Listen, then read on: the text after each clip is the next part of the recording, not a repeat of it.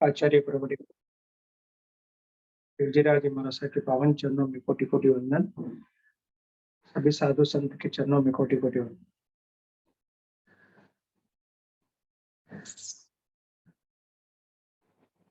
अपना विषय चल रहा था उत्तराधीन सूत्र का तीसरा अध्ययन चतुरंगीय।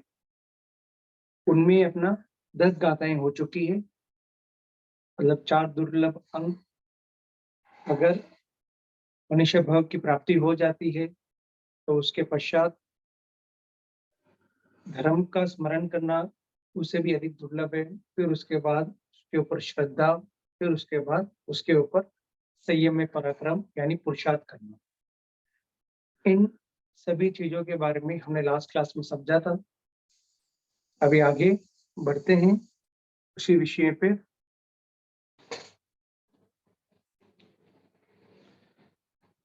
ग्यारहवीं गाथा। मानो सतमी आया ओ जो धम्मम सोच सत है, तव शिवीरियम लद्धु तंबूड़े निधुने रयम। एक बार सभी मिलकर इसको दोहराएंगे।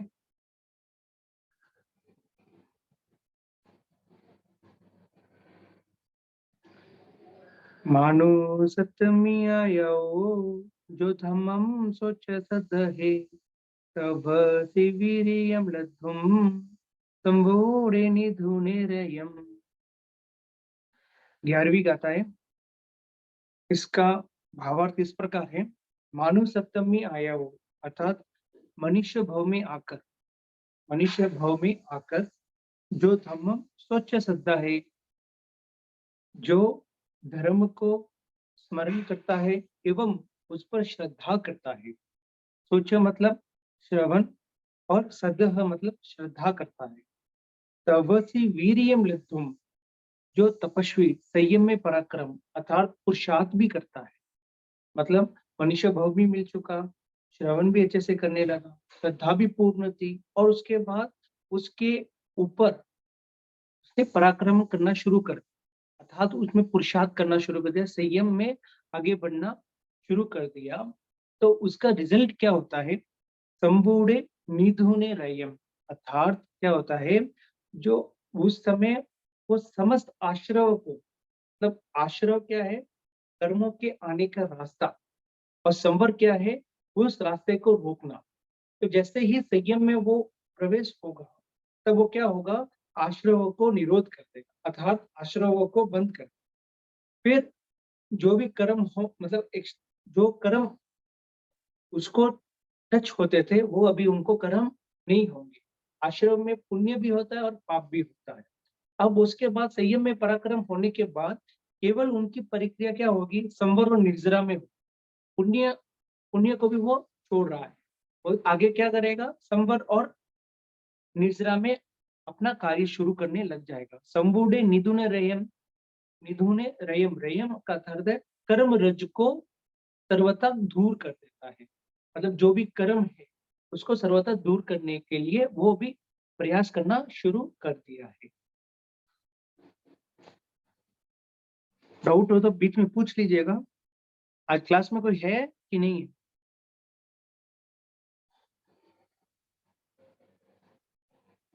अभी नहीं है, ठीक है, आगे लेते हैं। सोही उच्चुय भूयस धम्मो शुद्ध सचित ई, निवाणम परमम जाई खयस तब पाव ए। एक बार वापस। सोही उच्चुय भूयस धम्मो शुद्ध सचित ई, निवाणम परमम जाई गयस तब पाव ए। इस गाथा में हमें यह समझाया गया है कि किसके अंदर धर्म टिकता है। धर्म टिकने के लिए हमारे अंदर कौन सी क्वालिटी की होनी आवश्यकता है? तो उसमें बताया है जो उज्ज भूयसु अर्थात जो ऋजुभूत सरल होते हैं, निष्कपट होते हैं, मतलब जिसके अंदर बाहर से कुछ अलग और अंदर में कुछ अलग, बाहर दिखने में बहुत धार्मिक लगते हैं और अंदर में उतने ही धर्म के विरुद्ध कार्य करते हैं। अंदर से वो हर कार्य में ऐसा लगता है कि उनके अंदर धर्म अंदर प्रवेश ही नहीं, मायावी, तो जिसके अंदर कपट भरा हुआ है, उनको छोड़कर अर्थात निष्कपट, जो ऋजु, ऋजु मतलब बहुत सरल होते हैं, जो हर चीज को भगवान ने जैसे बोला है उसको सहर्ष स्वीकार करते हैं। जो ऋजु होते हैं उसकी सुई शुद्धि होती है। जो ऋजुवान होते हैं, जो निष्कपट होते हैं, उनकी शुद्धि होती है। और शुद्ध से जो शुद्ध होते हैं, जो एकदम बाहर से और अंदर से एकदम शुद्ध होते हैं, पवित्र होते हैं, अंदर किसी प्रकार का धर्म के प्रति ना कोई संदेह हो, जो भगवान ने बताया है वही सत्य है, उसको स्वीकार करने वाले होते हो, या फिर अंदर से कोई मैल नहीं है, अंदर से किसी प्रकार का मैल नहीं है, उनकी शुद्धता के कारण उनके अंदर धर्म क्या होता है, ठहरता है। धम्मो शुद्ध से चित्तई, चित्तई अर्थात टिकता है। इनके अंदर जो निष्कपट होते हैं, जो शुद्ध होते हैं, और जो शुद्ध होते हैं उनके अंदर धर्म टिकता है। निवानम परमम जाई गये से तव पावाए, गये से तव पावाए मतलब सिंची हुई अग्नि की तरह, मतलब किसी के अंदर अगर घी डाल दिया जाता है, उस रुई के अंदर उस घी का प्रवेश हो चुका है, एकदम उस घी के साथ समावेश हो चुकी होती है, तो उसके अंदर जब तुली लगती है और उसमें जो प्रज्वलित होता है वो दिया, तो वो दिया बुझता नहीं है, वो अंधकार को मिटाता है और प्रज्वलित होता है, मतलब सिंची हुई अग्नि। उसी तरह जो शुद्ध होते हैं, जो सरल होते हैं, उनकी आत्मा शुद्ध होती है, वो कहाँ पे जाती है, परम निर्वाण को प्राप्त करती है। विशुद्धि आत्मा वो देव मतलब दिव्यमान होती है, उनकी आत्मा भी कैसे होती है, प्रज्वलित होती है। मतलब जिसके अंदर आप कहीं कहीं देख सकते हो, जिनके अंदर धर्म रहता है, जो धर्म से धर्म के हिसाब से वो अपना सारा कार्य करते हैं, उनके अंदर धर्म ठूस-ठूस के भरा हुआ होता है, उनके चेहरे में एक अलग चमक रहती है। वो चमक कहाँ से आती है? क्योंकि वो उनके अंदर की जो आत्मा है वो सरल है। वो सरल आत्मा के कारण भले ही वो फेस वॉश नहीं करते हो, भले ही वो स्नान नहीं करते हो, भले ही वो किसी प्रकार क्रीम नहीं लगाते हो, फिर भी उनका चेहरा चमकता है, क्योंकि वो अंदर से स्नान कर रहे हैं। अंदर से स्नान करने का मतलब है अंदर के जो छिपे हुए मतलब अंदर में जो कर्म जो चिपके हुए हैं उसको धो रहे हैं। हम ऊपर शरीर को धो रहे हैं, वो अंदर के कर्मों को साफ कर रहे हैं। जो अंदर के कर्मों को साफ करता है, उनके बाहरी चेहरा ऑटोमेटिकली चमकता है। उनको चमकाने के लिए कोई आवश्यकता नहीं रहती है। उसी जिस तरह वो सिंची हुई अग्नि जिस किस तरह से प्रकाशित करती है, वैसे ही वो ये आत्मा भी जो धर्म जो सरल होते हैं, जो धर्म को सहज स्वीकार करते हैं, केवली प्रभु दया में जो केवली भाषित जो धर्म है उनको सहज स्वीकार करते हैं, वो उनके अनुसार अपना जीवन निर्वाह करते हैं। जैसे सिंची हुई अग्नि किस तरह प्रज्वलित होती है, उसी तरह ये भी परम निर्वाण को प्राप्त करते हैं। अगली गाथा।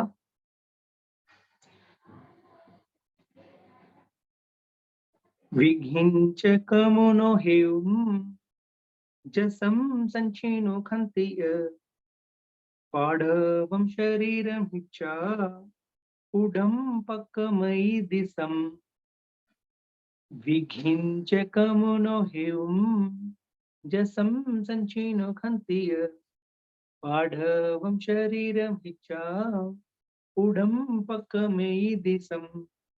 इसमें यह बताया गया है कि जो कर्मों को संचय करता रहता है, जो दूर करता रहता है, कर्मों को क्षय करता रहता है, जब वो इस पार्थिव शरीर को छोड़ता है, इस शरीर को छोड़ देता है, तब उनकी दिशा ऊर्ध्व दिशा की ओर वो उनका अगली गति ऊर्ध्व दिशा की ओर चली जाती है, अर्थात देवलोक में उनकी आत्मा देवलोक में प्रवेश करती है। तो कमुनो हेयम, कर्म के हेतुओं को विगिंच मतलब दूर करके, जो कर्म के हेतुओं को दूर करता है, किसके द्वारा? जैसम संचिन खंती है क्षमा, क्षमा ये संयम का संचय करके वो साधक समा आदि 10 धर्मों को, मतलब जो धर्म के 10 भाग है उसमें क्षमा आदि 10 धर्मों को संचय करके जो कर्म के हेतुओं को दूर करता है, जो कर्म के हेतु को दूर करता है, किसके द्वारा? क्षमा आदि 10 धर्मों के द्वारा। पाड़वम शरीरम हिच्चा उडम पक्कम ही दिसम, मतलब इस पार्थिव शरीर को छोड़कर, इसको क्या बोला गया है? पार्थिव शरीर। पार्थिव मतलब एक पृथ्वी को भी पार्थिव कहा गया है, क्योंकि पृथ्वी जो होती है वो सब कुछ सहन करती है। वैसे ही अब हमारा जो शरीर है वो भी उष्ण, शीत, सुधावेदनीय, मतलब अनेक प्रकार के परीक्षा, 22 प्रकार के जो भी परीक्षा होती है उनको सहन करती है, तो इसको भी पार्थिव कहा गया है। तो ये पार्थिव शरीर जब अपना आयुष्य कर्म पूर्ण हो जाएगा तब हमें भी इसको छोड़ना हो, तो ये पार्थिव शरीर को यहीं पे छोड़कर वो कहाँ जाते हैं? उडम पक्के मेयु दिशम, अर्थात ऊर्ध्व दिशा की ओर, स्वर्ग अथवा मोक्ष, या तो फिर पहला देवलोक से दूसरा, मतलब पहले से लेकर 12वें देवलोक, अनुत्तर विमान, उसमें जाते हैं, या सभी कर्मों को दूर कर देते हैं तो वो मोक्ष में जाकर विराजमान हो जाते हैं, ऊर्ध्व दिशा की ओर जाते हैं। क्लियर है? क्लास में कोई है नहीं है? हाँ हाँ सर, हूँ मैं। ओके फाइन फाइन, क्लियर है ना? हाँ ओके, अगली गाथा में चलते हैं। विशाली से हिमसीले हिम जका उत्तर उत्तरा, महासुखवादी पंता मनंता पुनचवम। एक बार साथ में, विशाली से हिमसीले हिम जका उत्तर उत्तरा, महासुखवादी पंता मनंता पुनचवम। इसमें भी यही बताया गया है सर। जो हेलो सर, गाथा कौन सी है ये? कौन सी चालू है? गाथा नंबर 14। 14।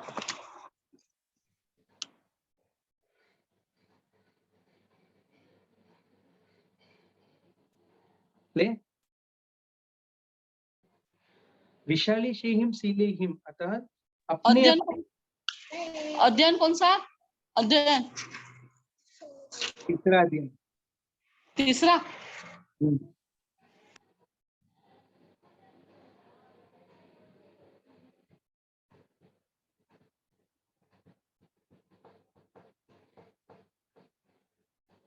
ले, ठीक है।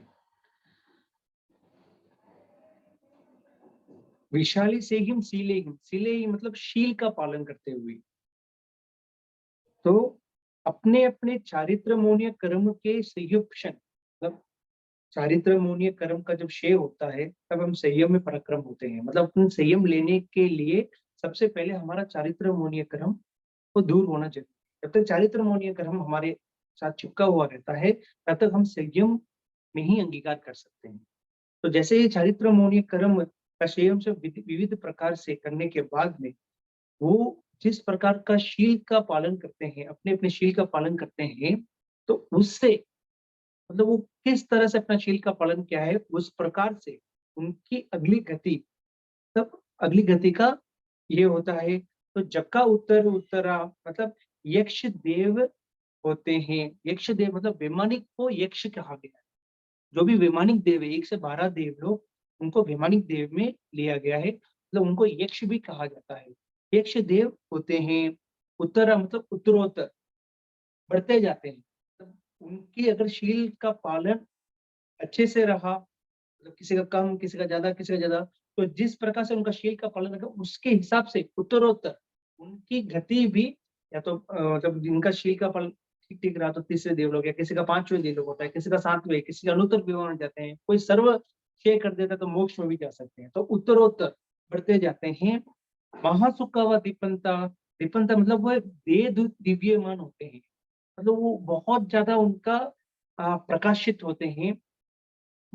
सूर्य और चंद्र की भांति दे दिव्यमान होते हैं, मतलब वो बहुत ज्यादा अच्छी गति में उनका प्रवेश होता है।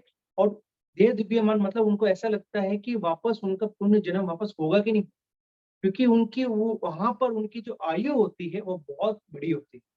उनकी जो आयु होती है 3 पल्योपम, सागरोपम, तो मतलब सागरोपम की तो हम कल्पना ही नहीं कर सकते कितनी बड़ी आयु हो। अभी तो 100 वर्ष की आयु भी हमको कभी कभी लगती है, कुछ छोटी सी बीमारी आ जाए तो हमको लगता है कि यार अभी तो कितनी बड़ी उम्र बाकी है। तो पलियोपम का तो आप बोले 4 किलोमीटर लंबा, 4 किलोमीटर चौड़ा, 4 किलोमीटर गहरा, उसमें भी देव कुरु और उत्तर कुरु के जो बाल होते हैं, मतलब जो देव कुरु उत्तर कुरु में जो जन्म लिए हैं उनके बाल को ठूस ठूस के भरना, फिर उसके बाद उसके अंदर से 100 वर्ष में एक बाल बाहर निकालना, तब जाके एक पलियोपम कंप्लीट होता है। तो वो देव दिव्यमान होते हैं, मतलब उनका ऐसा लगता है कि उनकी वापस आयुष्य खत्म होगा कि नहीं खत्म होगा उनको मालूम ही नहीं पता, उनकी आयु इतनी बड़ी होती है।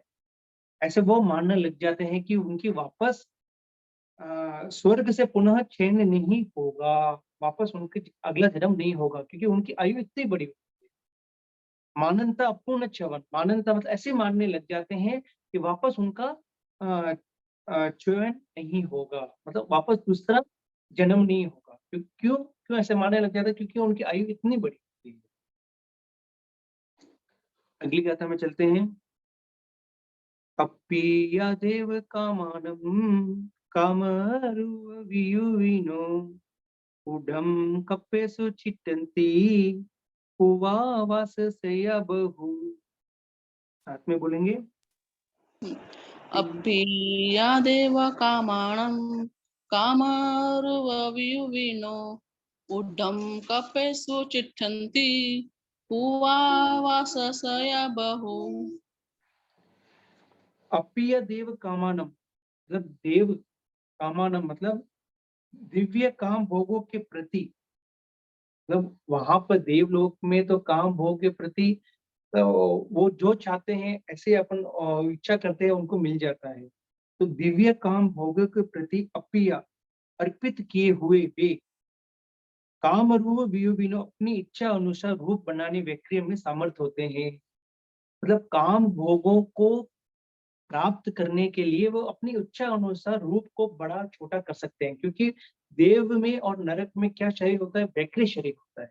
तो अपने शरीर को वो कैसे भी बड़ा कर सकते हैं, छोटा कर सकते हैं, लंबा कर सकते हैं, 1 के 3 कर सकते हैं, 1 के 100 कर सकते हैं, कैसे भी बना सकते हैं। काम भोगों के इच्छा अनुसार, मतलब उनको जो चाहिए उस हिसाब से वो अपने आप को बदल सकते हैं।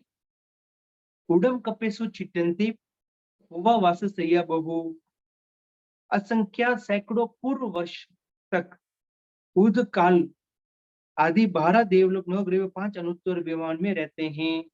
ये लोग कहाँ पे रहते हैं, मतलब इनका जो वर्ष होता है, इनकी जो आयु होती है, लंबी लंबी आयु होती है। पहले देवलोक से लेकर 12वें देवलोक तक 9 ग्रह में, 5 अनुत्तर विमान में, जहां पर भी वो रहते हैं वहां पे उनके पास इस तरह की शक्ति होती है कि अपने काम भोगों को अपनी इच्छा अनुसार ऊपर, मतलब वैकृत शरीर से अपने काम भोगों को तृप्त कर सकते हैं। पूर्व मतलब ये सब कब होता है, जब हम हमारे पूर्व जन्म में अगर शुभ कार्य करते हैं, किस तरह का शुभ कार्य, किस तरह के कर्म को शेयर करते हैं, उसके हिसाब से हमें इस तरीके की लंबी आयु वाले देव गति में उत्पन्न होने की प्राप्ति होती है। पूर्व जन्म में किए हुए शुभ कर्मों के फलस्वरूप देव दिव्य काम भोगों के लिए अप्रित से इच्छा अनुकूल रूप संपदा की शक्ति से युक्त होकर ऊर्ध्व कालों में सैकड़ों पूर्व वर्षों तक अपनी अपनी आयुष्य स्थिति पूर्ण होने तक रहते हैं।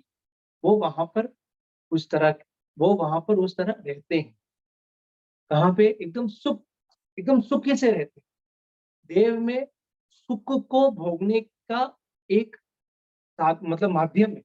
तब देव नरक में क्या होता है, अपने किए हुए पापों को मतलब पापों को क्लियर करने का माध्यम है नरक, और अपने किए हुए शुभ कर्मों का फल वहां पे सुख रूप से भोगा जाता है, और वहां पे हमेशा वो सुखी ही रहते हैं, क्योंकि उनके पास अनेक प्रकार के सुख सुविधाएं जो चाहते हैं वैसे ही इच्छा करते हैं कि मुझे आज इस फल की प्राप्ति हो, तो उनको ऐसे ही मिल जाता है।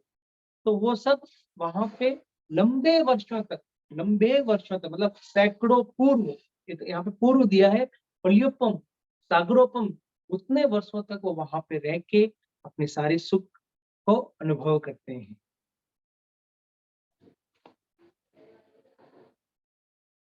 अगली गाथा। तत टिच्छ जहाँ ठाणम जका आओ खये चुया उवंती मानुसम जोनिम सिद्ध संगे अभिजायई। तत टिच्छ जहाँ ठाणम जखा आउखय चुया उवेंते मानु समजोनिम सेदन सके भी जायई। सिद्ध संगे, द संगे 10 प्रकार के, द संगे अभिजायई, अभिजात उत्पन्न होते हैं। मतलब जब वो देवलोक में उत्पन्न होते हैं, देवलोक की आयुष्य को तो कभी ना कभी एक एक समय ऐसा भी आएगा कि देवलोक को भी उनको छोड़ना पड़ेगा। जो लास्ट के 6 मंथ्स होते हैं, उनकी आयुष्य कंप्लीट होने के लास्ट के जो 6 मंथ्स होते हैं, तब उनके शरीर में कुछ अलग सा हलचल होने लग जाता है। उनको लगने लग जाता है कि मुझे अभी इस शरीर को छोड़ना हो। तब उनके अंदर तब जाके उनके अंदर थोड़ा सा भय उत्पन्न होता है। तो लेकिन इस तरह के जो देव में उत्पन्न होते हैं, बड़े बड़े जो देव में उत्पन्न होते हैं, 5 अनुत्तर विमान में, 5वें लोग, 7वें लोग, 7वें, 8वें, 9वें, 10वें, 11वें, 12वें, 9 ग्रेवियर, ऐसे अच्छे अच्छे देवगति में जो उत्पन्न होते हैं, उनकी आयुष्य जब पूर्ण होती है तो वो वापस मनुष्य योनि में जन्म लेते हैं, और वहां पे आने के बाद उनको कौन से 10 प्रकार के अंगों की प्राप्ति होती है, वो इस गाथा में हमें आगे आने वाली गाथा में हमें समझाया जाएगा। पूर्ण देवलोकों में जहां ठाणम अपनी शीला आराधना के अनुरूप स्थान में अथवा अपनी स्थिति के अनुसार रहकर, मतलब जिस प्रकार की उन्होंने शील की आराधना की थी उस प्रकार से उनको देवगति की प्राप्ति हुई है, और वहां पर वो जितने समय तक रहना था उतने समय तक वो रहकर, जहां ठाणम टिच्चा, टिच्चा मतलब रहकर, अहुक है छुया, आयुष्य को शेक करके, उसके बाद वो स्थिति जब कंप्लीट हो जाती है, समझ लीजिए 1 सागरोपम की है कि 2 सागरोपम की है कि 33 सागरोपम की है, जितने भी सागरोपम की स्थिति है, तो वो स्थिति को पूर्ण करके जब उनका आयुष्य का शेष होता है, तो वो मनुष्य योनि को प्राप्त होते हैं। वहां लंबी लंबी आयुष्य वाले तो अच्छे देवगति में प्राप्त होते हैं। वहां का आयुष्य पूर्ण करने के बाद में उनका वापस मनुष्य जन्म में उत्पत्ति होती है, और उस मनुष्य जन्म में उत्पत्ति होने के बाद से 10 अंग अभिजायई, 10 अंगों वाले, 10 अंग मतलब उनको 10 प्रकार के क्वालिटीज के साथ वो मनुष्य जन्म में प्राप्त करते हैं। 10 अंगों वाले भोग्य सामग्री से युक्त होकर अभिजायई उत्पन्न होते हैं। जितनी भी उनकी आयु है वो अपनी शील आराधना के अनुसार उस देवलोक में प्राप्त होते हैं, और उस देवलोक की प्राप्ति के जब उनका आयुष्य वहां का समाप्त हो जाता है, कंप्लीट हो जाता है, तब वो वहां से मनुष्य जन्म में उत्पन्न होते हैं। वो 10 अंगों का भोग्य सामग्री के युक्त वो यहाँ पे आके मनुष्य जन्म में जन्म लेते हैं। वो 10 प्रकार के कौन से हैं वो अभी आपको समझाया जाएगा। खेतम वत्तुम हिरणं च पशवो पोरुषम चत्तारि काम खंदानी तत से उवज्जए। बस साथ में बोलेंगे। खेतं मधुहिरणं च पशवो दासपौरुषं चत्तारि कामकथानि तथा से उवच्चयि। खेतम वतुम हिरणम च पशुवो दास पोरुषम। दस दास चतारी काम खंदानी तत्त से उव वज्ज ए। वज्ज ई नहीं है, वज्ज ए। उवच्चयि। ई नहीं है, ए। ई है क्या उसमें? ई है, ई लिखा हुआ है सर। ठीक है,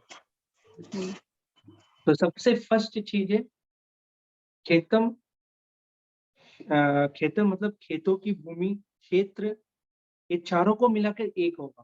खेतम वत्तम हिरणम दास पौरुषम, इन चारों को मिलाके चट्टारी काम खंदानी, ये चारों काम भोग हैं, ये चारों को मिला के एक होता है खेतम। खेतम का मतलब है खेतों की भूमि, मतलब उनको अच्छा क्षेत्र मिलता है। वत्तु मतलब वस्त्र, गृह, हिरणम मतलब सोना चांदी हीरे मोती वैसे। पशवो दास पौरुषम मतलब दास दासियां, दो मतलब दास दासियां, गाड़ी भी उसमें आ जाती है, पशु भी आते हैं, नौकर चाकर भी आते हैं। इन सभी को मतलब खेतों की भूमि, वास्तु मतलब ग्रह, हिरणम मतलब सोना चांदी हीरे मोती वैसे, और चौथा पशु मतलब एनिमल्स को भी ले सकते हैं, ह्यूमन बीइंग मतलब पर्सन को भी ले सकते हैं, दास दासी, घोड़ा गाड़ी, ये सब किसमें आते हैं? दास पौरुषम में आते हैं। चतारी काम खंदानी, ये चार काम स्कंद होते हैं, वहां उन कुलों में वे उत्पन्न होते हैं, वैसे जगह पे इनका जन्म होता है। मतलब यहाँ पे आने के बाद भी तब उस लंबे आयु में अपना काम हो मतलब एकदम अच्छी तरह से रहकर सुख संपदा में रहकर वापस जब उनका जन्म इस मनुष्य भव में होता है, यहाँ पे भी इनको यह सब सामग्री के साथ उनका जन्म होता है। मतलब इनके पास अच्छी अच्छी खासी जमीन होगी, अच्छा खासा घर होगा, मतलब हीरे मोती सोना चांदी वो भी अच्छे होंगे, नौकर चाकर सब सुविधा इनके पास होती है। ये चारों को मिला के एक, बाकी का भी कितने बचे हैं? 9। वो 9 के बारे में अगली गाथा में आएगा।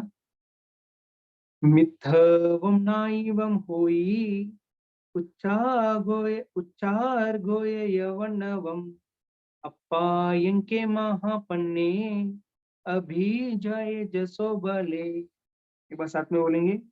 हाँ, मित्तम मित्तवम नायवम होई उच्चागोय वर्णवम अपायंके महापणे अभिजाय जसो बले।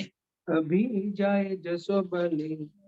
अब अगली कथा में बाकी के 9 के बारे में बताया है। मित्तवम अर्थात मित्र, मतलब उनके जो मित्र होते हैं वो अच्छे मित्र की प्राप्ति होती है।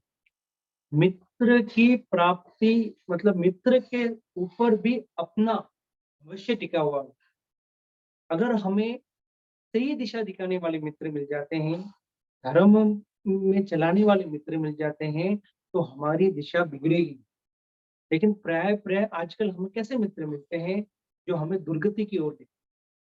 तो हमें मित्र को बनाना, उसके पहले भी उसकी जांच करनी होगी कि वो मित्र हमें किस ओर लेके जाए। क्योंकि शुरुआत में बुराई बहुत अच्छी लगती है, बुरा काम करने में बहुत मजा आता है, लेकिन आगे जाके जाके हमें पछताना पड़ता है। और अच्छे मित्र में स्टार्टिंग में हो सकता है हमें अच्छा नहीं लगे, हमें बोर लगे, हमें ऐसा लग रहा है कि ये क्या, जब देखो धर्म करने का बोलता है, जब देखो ये नहीं करना वो नहीं करना, यहाँ पे टोकना वहां पे टोकना, सब जगह टोकता रहता है। ये कैसा मित्र है? लेकिन वो हमें जब हमारा थोड़ा सा एज बढ़ता जाएगा, जब हम अनुभव होते जाएंगे, अनुभवी होते जाएंगे, तब हमें मालूम पड़ेगा कि मुझे एक ऐसा मित्र मिला था जिसने मेरे दिशा को ही बदल दिया। मैंने मुझे सही रास्ता दिखा दिया। मैंने उसे कितनी बार रोका टोका, कुछ कुछ भी भला बुरा तो भी वो मेरा साथ नहीं छोड़ा। और उसके कारण आज मैं सुरक्षित हूँ। तो मित्र की जांच भी होना अति आवश्यक होता है। तो इस यहाँ पे उनको सहर्ष भी अच्छे मित्र मिलते हैं। मित्रवम नारीवम हुई ख्यातिवान।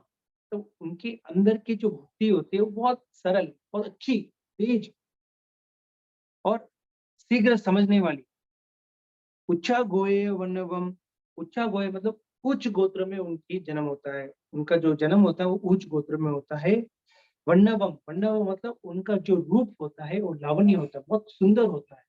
वो हर कोई उनको देख के मंद मस्त हो जाते हैं, वो इतने सुंदर दिखते हैं।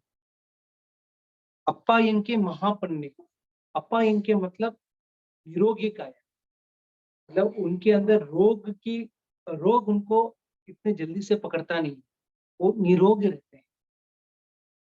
महापन्ने, महापन्ने महाप्रज्ञ, महाप्रज्ञ मतलब उनका जो बुद्धि होती है वो बहुत शीघ्रता से कैच करने वाली होती है, मतलब शीघ्रता से समझने वाली होती है। एक इशारा में उनको पूरा उसके पीछे का रहस्य पूरा समझ में आ जाता है। महाप्रज्ञावान, बुद्धि में तेज होते हैं।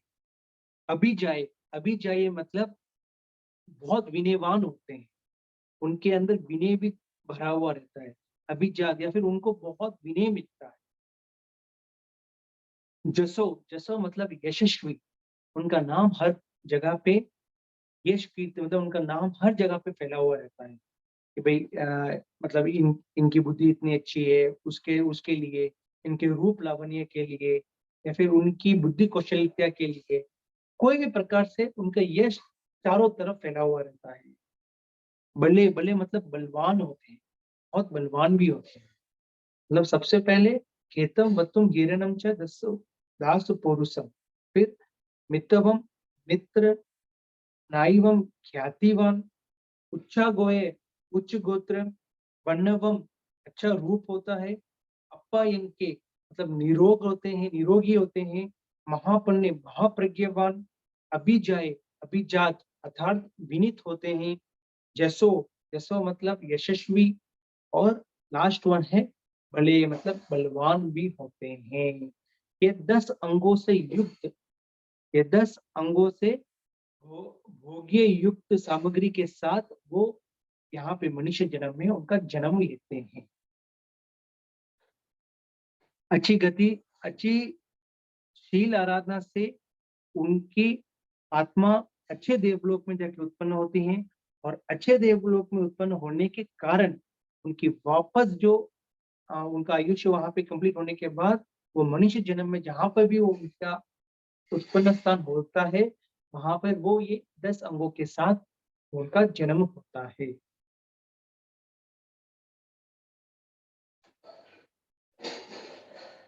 अगली अगली गाथा। बोचा मानुषय भोए अपरिरुव अहौयम ओवम विशुद्ध शुद्ध में केवलम बोहि बुज्जिया। एक बार साथ में बोलेंगे। बोचा मानुषये भोए अपरिरुवे अहाउयम भुविम विशुद्ध सद्म में केवलम बोहि बुज्जिया।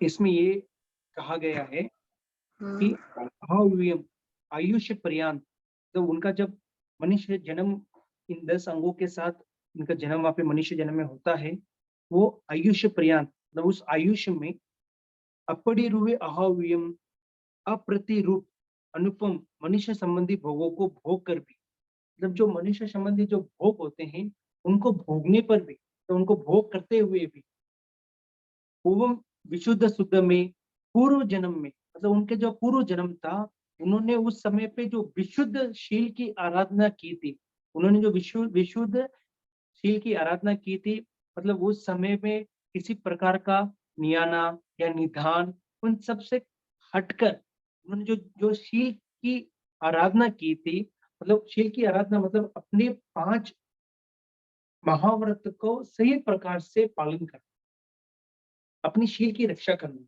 किसी प्रकार का भी एक महाव्रत में भी कोई प्रकार का आंच नहीं आए, इस प्रकार का शील की रक्षा करते हुए जो पूर्व जन्म में उन्होंने जिस प्रकार के शील की आराधना की थी, उसके कारण उसके कारण उनको क्या होता है, केवलम बोहि बुझिया निर्मल निष्कलंक बोधि का अनुभव करते हैं। तब उस शील की आराधना के कारण इस मनुष्य जन्म में जब उनका जन्म होता है, देव से चयन होकर जब मनुष्य जन्म में उनका जन्म होता है, इस मनुष्य जन्म में भी अगर वो मनुष्य के जितने भी संबंधी जो भोग है उसको भोग कर भी उन्होंने जो पूर्व जन्म में जो शील की आराधना, निष्कलंक आराधना उन्होंने की थी, उसके फलस्वरूप उन्हें क्या होता है, बोधि की प्राप्ति का अनुभव भी होता है। मतलब क्यों होता है? क्योंकि उन्होंने पूर्व जन्म में किस प्रकार की आराधना की थी? निष्कलंक, मतलब किसी प्रकार की निधान नहीं किया, नियाना नहीं किया कि मुझे इसके बदले में ये चाहिए, इसके बदले में वो चाहिए। ये कोई भी इसी प्रकार एकदम शुद्ध मन से आराधना करने के कारण वो इस जन्म में मतलब अच्छे देव गति में जाकर वापस मनुष्य जन्म में जब उत्पन्न होते हैं, इस जन्म में मनुष्य के संबंधी भोगों को भोग कर भी, जितने भी मनुष्य संबंधी भोग है उनको भोग कर, भोगने के बाद भी उन्हें सधर्म के आराधक होने के कारण निर्मल बोधि का प्राप्त होता है। बोधि मतलब बोध का प्राप्त होने की संभावना होती है। तो वो फिर ऐसे भी कोई एक सिचुएशन आता है जिससे उनके बोध की प्राप्ति हो सकती है। बोध मतलब बोधि बोहि लाभम,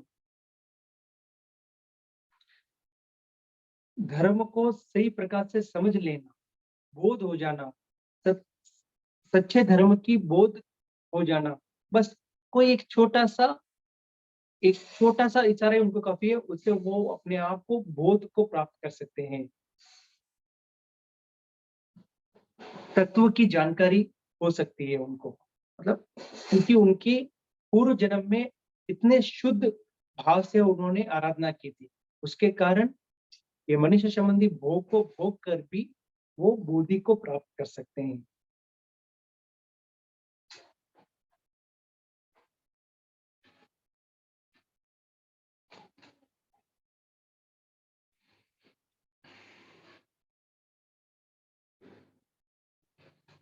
चतुरंग दुर्लभता जानकर तप संयम आराधना से सर्व कर्म मुक्ति।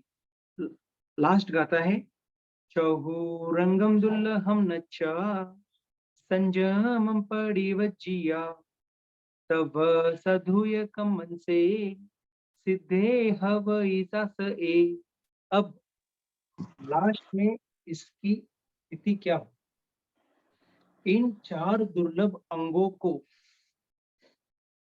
जानकर संयम सर्व सावध्य विरक्ति रूप चारित्र को अंगीकार करके, मतलब सावध्य योग 18 प्रकार के जो भी पाप होते हैं, 6 काय की रक्षा, 20 आश्रव, इन सबको छोड़कर, सभी सावध्य योगों को छोड़कर संयम को जो अंगीकार करता है, जो संयम को अंगीकार करता है, मतलब इन चार दुर्लभ अंगों को जानकर सभी प्रकार के सावधि योगों को छोड़कर संयम को जो अंगीकार करता है, तवसा दुए कमन से 12 प्रकार के जो तप होते हैं, उन तप को सही प्रकार से आचरण करने से अपने अंदर में जो कर्म आत्मा के साथ एक मेक हुए हैं, उन सब को झाड़ देते हैं, उन सबको अलग कर देते हैं।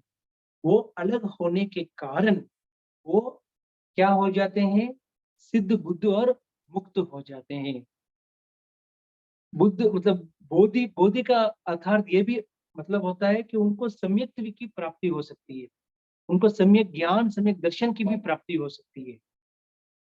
लास्ट में जो बोधि का जो समझा रहा था, उसमें बोधि का ये भी अर्थ हो सकता है कि उनको सम्यक की प्राप्ति हो सकती है। मतलब भोगों के बीच में रहते हुए भी, मनुष्य संबंधी जितने भी भोग उनको भोगते हुए भी उनको सम्यक की प्राप्ति हो सकती है। वो सम्यक की प्राप्ति क्यों होती है? क्योंकि उन्होंने जो पूर्व जन्म था, मतलब देव में उत्पन्न होने से पहले का जो जन्म था, उनमें ऐसी आराधना की थी, उसके कारण वो भले ही भोगों को भोग रहा है, उस भोगों में से भी उनको सम्यक की प्राप्ति होने की चांसेस ज्यादा होती है। तो अगर हमारे अंदर अभी तक सम्यक की प्राप्ति नहीं हो रही, या अभी तक हमें वो दृढ़ विश्वास नहीं है, भगवान के प्रति दृढ़ विश्वास नहीं है, तो कहीं ना कहीं अभी तक हमारी शील की आराधना इतनी शुद्ध नहीं। अगर हमारी शील की आराधना शुद्ध होती, तो हमें आज भी, भले हम इस भोगों में फंसे हुए हैं, अभी तक हम यहाँ से निकल नहीं पा रहे, चरित्र मोने क्रम हमारा क्षय नहीं हो पा रहा है, तो उन अंतराय ऐसी दी गई है, अगर हम संयम में आगे नहीं बढ़ पा रहे, संयम ले नहीं पा रहे, लेकिन बिना संयम लेके भी हम सम्यक्त्व की प्राप्ति तो कर ही सकते हैं।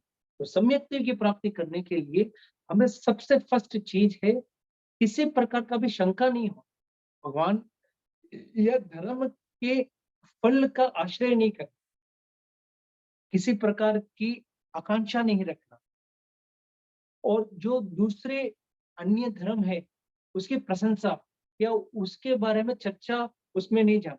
तो ये सब क्या है, दर्शन संकित के जो बोल है 5, तो उन दर्शन संकित में हम अगर इन 5 अतिचारों में कहीं फंस गए, तो वो हमें सम्यक की प्राप्ति नहीं हो सकती। हमें सम्यक की प्राप्ति करनी होनी है, तो हमें अभी से हमारे अंदर वो दृढ़ विश्वास रखना चाहिए कि जो भगवान ने समझाया है, जो भगवान ने बताया है, वो सत्य है, सत्य है, सत्य है। तो आंख बंद करके भी कोई बोल दे मुझे नहीं पता, ये ही सत्य है, हो सकता है हमें उसके बारे में इतनी जानकारी नहीं हो, हम उसके बारे में अच्छे से और समझा नहीं सकते हो, लेकिन ये सत्य है, कहीं से भी है, पर ये सत्य है।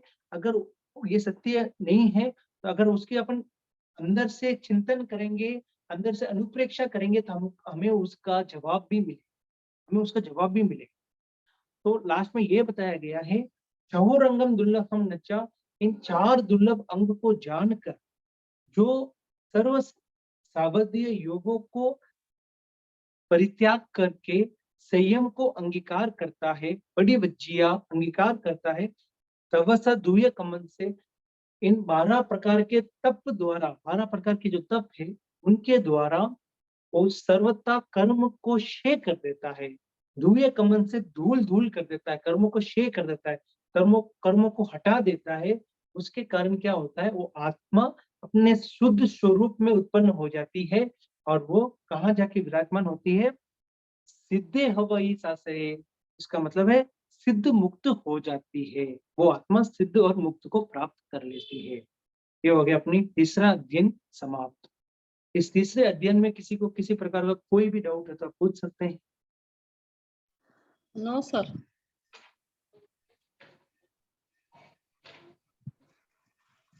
नो सर, कोई डाउट प्रकार नहीं है। हाँ, अच्छा बराबर समझाया आपने।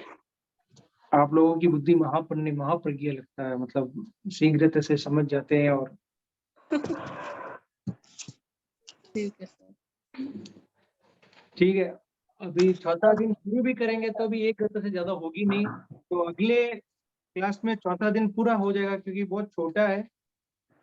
सिर्फ चौथी गाथा सर, चौथी अध्ययन चौथा चौथा। तो 13 गाथा ही है, अगली 1 क्लास में पूरा हो जाएगा, या फिर अगर अभी लेना है तो सिर्फ 1 ही गाथा होगी, तो क्या करें। ले लो एक गाथा, कौन सी ले, अध्ययन कौन सा लेना है? चौथा अध्ययन है असंस्कृत। संस्कृत असखयम चौथम अध्ययनम। तो ये अगली क्लास में ले तो पूरा एक साथ हो जाएगा, 13 का था। वाह ठीक है, चलेगा सर। चलेगा ना। हाँ हाँ ठीक है, हो ठीक जाएगा, अगली है, क्लास में हो जाएगा। हाँ पूरा एक क्लास में हो जाएगा, छोटा ही है ना, 13 ही गाता है। तेरा गाथा है तेरा। हाँ। ठीक है अच्छा, सर। किसी को कोई डाउट था कि घाता भी पूछेंगे क्या, हाँ घाता भी क्वेश्चन पेपर में आएगी क्या करके किसी को डाउट था, तो हमें क्या पूरी गाथा लर्न करनी होगी। मतलब गाथा को तो पढ़ना होगा, लेकिन आपको एग्जाम में अ, वो कौन सी गाथा है, वो याद करके लिखना ऐसे कोई जरूरी नहीं है। उस क्वेश्चन पेपर में इस प्रकार का क्वेश्चन होगा कि आपको उस मीनिंग को समझकर वो गाथा वहीं पर होगी, मतलब क्वेश्चन पेपर में गाथाएं होगी ना, आपको उस मीनिंग को समझकर आपको उस गाथा को पहचानना पड़े कि भाई ये जो पहचानना है। क्वेश्चन है, इस क्वेश्चन का कौन सी गाथा हो सकती है। वो गाथा क्वेश्चन पेपर में होगी, लेकिन आपको उस गाथा मतलब वो जो क्वेश्चन है उसको मीनिंग को समझना होगा और उस मीनिंग के अनुसार ये मीनिंग कौन सी गाथा में फिट होता है, वो आपको समझ के लिखना होगा। अच्छा, पर गाथा तो लिखी हुई, उसका भावार्थ लिखना है क्या? भावार्थ? नहीं, नहीं, नहीं, नहीं, मतलब क्वेश्चन इस प्रकार रहेगा, उस अभी क्वेश्चन में हमें ये पहचानना है कि ये कौन सी गाथा का क्वेश्चन है। अच्छा, गाथा खाली आपको नंबर दी लिखे गई तो। होगी, गाथा आपको दी गई होगी ऊपर, अच्छा, आपको सिर्फ कौन सा कॉपी अध्ययन करना का? है, गाथा को कॉपी करना है, लेकिन उसमें मीनिंग सब कहीं पे भी दिया गया नहीं होगा, सिर्फ क्वेश्चन ऐसा दिया गया होगा, ये क्वेश्चन कौन सी गाथा के लिए फिट होता है, वो आपको समझना होगा। तो ये अध्ययन में लिखना पड़ेगा, कौन सा अध्ययन का है? वो तो इतना तो ये समझ में आ ही जाएगा आपको, कौन सा अध्ययन का है। ये कोई तो इतनी नंबर भी लिखना टफ नहीं है, पड़ेंगे है कौन तो से? 5 ही अध्ययन है। विनय हाँ, अध्ययन, चौरंगम, चातुर्लभम, असंस्कृत, नमी प्रव्रजा और समीम गोइमम अपमाय। तो तो उसमें से ये नंबर आपको तो लिखना पड़ेगा ना सर, नंबर तो लिखना पड़ेगा, कौन सी गाथा है, अध्ययन कौन सा? ये अध्ययन का 17वां ये तो गाथा है। गाथा का नंबर तो आपको दिया जाएगा ना, अच्छा, ठीक है गाथा सर। आपको दी गई होगी, हम्म। गाथा आपको, लेकिन ये उस क्वेश्चन का कौन सी गाथा हो सकती है वो आपको समझ के लिखना होगा। तो आपको गाथा एक बार पढ़ के उसका भावार्थ भी याद करना होगा। अच्छा, ठीक है ठीक सर। है, ओके। और कोई किसी को डाउट है? No sir. ठीक सर, बहुत बहुत धन्यवाद। जय जिनेन्द्र। ध- धर्म विरोध कुछ भी बोलने में आया हो तो क्षमा याचना चाहता हूँ। हमेशा ही करता हूँ। अहो गुरुदेव। अहो अहो भगवन कृपा करीने, दीन ज्ञान की प्यास, भव भव में ना भूलेंगे आपका आपका उपकार, गुरुवर, आपका का अविनय जो हो गया, उसको उसको माफ करो, क्षमा करो, मेरे मेरे सारे सारे कर्म कर्म कलुष को आप ही आप ही साफ साफ, करो गुरुवर, आप आप ही साफ करो। बहुत बहुत धन्यवाद। जय जिनेन्द्र। जय जिनेन्द्र।